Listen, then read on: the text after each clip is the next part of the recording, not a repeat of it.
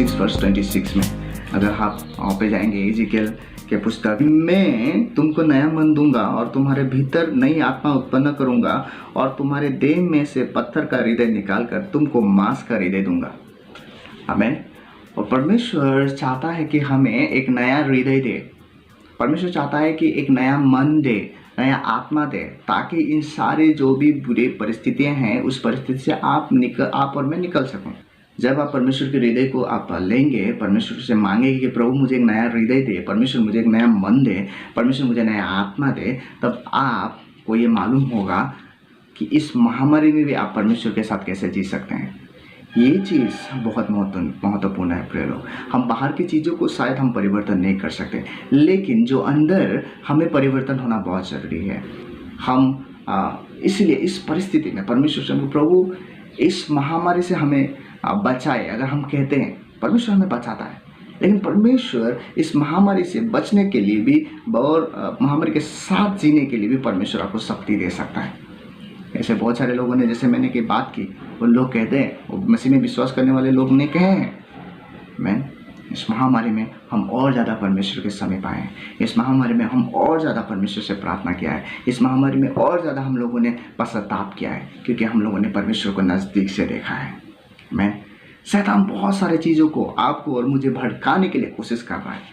परमेश्वर नहीं है, इस बात को वो साबित करने में तुला है। लेकिन प्रिय लोग, ऐसा नहीं है। मन फिराए परमेश्वर के, प्रभु मुझे नया आत्मा दे, नया मन दे, नया हृदय दे। Praise the Lord. तो इसलिए मैं आपको यही उत्साह करना चाहता हूँ कि परमेश्वर से आप मांगे। शायद बहुत सारे लोग विभिन्न तरीक़ा से आज के समय में अपने आप को रिफ्रेश करने के लिए सोचे, शायद हो सकता है वो सकारात्मक चीज़ों को सोचने के लिए कोशिश कर रहा है, हो सकता है और विभिन्न एक्सरसाइज के द्वारा हो सकता है, विभिन्न तौर तरीक़ा से हो सकते हैं, हो सकता है घर के चीज़ों को इधर से इधर किया होगा, थोड़ा नया लगे, कुछ अच्छा पकवान बना के खाया होगा, हो सकता है किसी नए नए दोस्तों को दोस्त बनाया होगा फेसबुक के द्वारा, व्हाट्सएप के द्वारा, हो सकता है नया ग्रुप बनाया होगा और बहुत सारे ऐसे चीज़ों को किया है। तो लोग गीत सुनते हैं, जैसे मैं भी सुनता हूँ, लेकिन ये सारे करने के बावजूद भी हम लोग कहीं ना कहीं हम लोग फिर से उसी परिस्थिति में, उसी पड़ाव में, उसी स्थिति में पहुँच जाते हैं।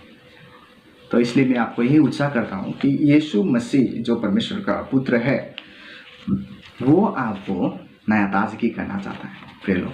इसलिए ये सिर्फ वो जो ताजगी है, जो नयापन है, वो किस तरह से मिलेगा उसके विषय में मैं बात करूँ।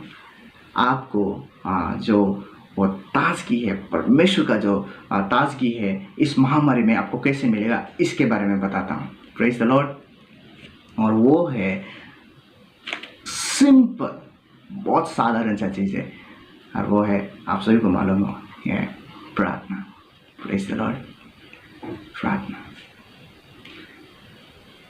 आप प्रार्थना कीजिए परमेश्वर के सामने। हम बहुत सारी चीज़ों को सोच रहे हैं, ये करेंगे, वो करेंगे, ऐसा करने से अच्छा होगा, वैसा करेंगे, लेकिन सबसे पहले खाली प्रार्थना।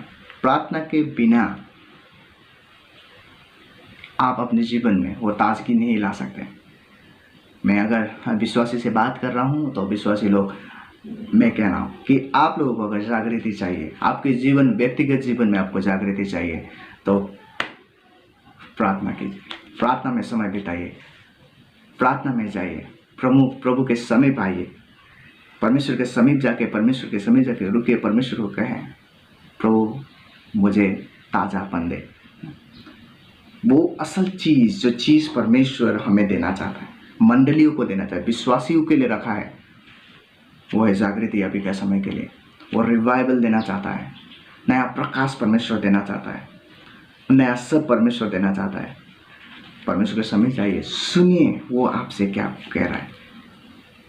अपने आँख कानों को बंद कीजिए, पहले अपने सोचों को बंद कीजिए, उनका शब्द सुनने के लिए कोशिश कीजिए। हम लोग अभी उस लड़ाई यानी उस युद्ध में खड़ा हुआ है, उस बैटल ग्राउंड में हमें प्रार्थना कीजिए। शैतान आपको प्रार्थना करने के लिए नहीं देगा। शायद आपको कहीं कहीं लगेगा कि परमेश्वर है या नहीं, हमारा प्रार्थना सुन रहा है कि नहीं। लेकिन ऐसे समय में ही आप परमेश्वर की प्रशंसा कीजिए, परमेश्वर की स्तुति कीजिए, परमेश्वर के समीप उसके उपस्थिति में जाके, परमेश्वर के अनुग्रह के सिंहासन में जाके आप परमेश्वर के नाम को बुलाइए, परमेश्वर को स्तुति प्रशंसा कीजिए, नए नए गीतों से परमेश्वर की प्रशंसा कीजिए, पुराने गीतों से परमेश्वर की प्रशंसा कीजिए। जितने भी परमेश्वर के वजन है, भजन गीत माला है, उसको पढ़िए और परमेश्वर से क्षमा मांगिए कि प्रभु मैंने आपको भूल गया था इस समय पर। इसलिए प्रार्थना ये ऐसा चीज़ है, ऐसा नहीं है कि हम कुछ चीज़ मांग रहे हैं परमेश्वर से। ये तो हमारे लिए बहुत ज़्यादा अच्छा, महत्वपूर्ण और बहुत ज़्यादा अपॉर्चुनिटी है, सुसमय है कि हम परमेश्वर के समीप जा पा रहे हैं। पेंडेमिक के आगे हम इतने व्यस्त थे, परमेश्वर के समीप में जाने के लिए हमारे पास समय ही नहीं है। लेकिन अभी तो हम लोग कितना समय है कि हम परमेश्वर के जाके कुछ समय परमेश्वर के साथ हम समय बिता सकते हैं। ये नहीं है कि हम कुछ मांगेंगे नहीं, हम परमेश्वर के समीप रहना चाहते हैं, परमेश्वर के साथ रहना चाहते हैं, क्योंकि हम उनके बच्चे हैं।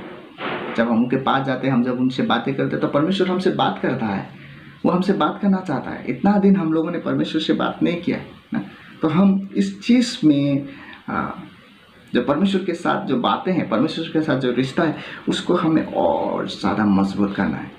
और वो है केवल प्रार्थना के द्वारा।